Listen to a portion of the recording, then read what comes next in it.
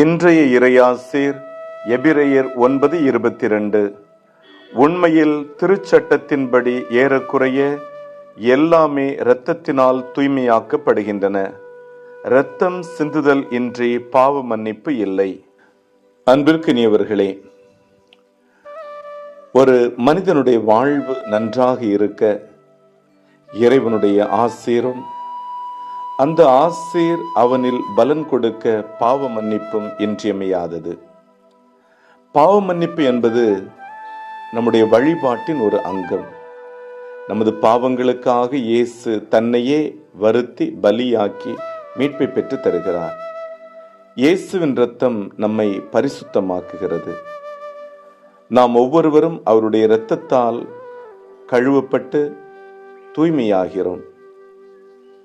இயேசுவின் இரத்தம் முழு உலகத்தின் மீட்பிற்கே காரணமாகிறது.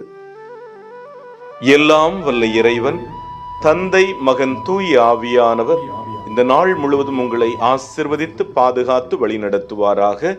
ஆமேன்.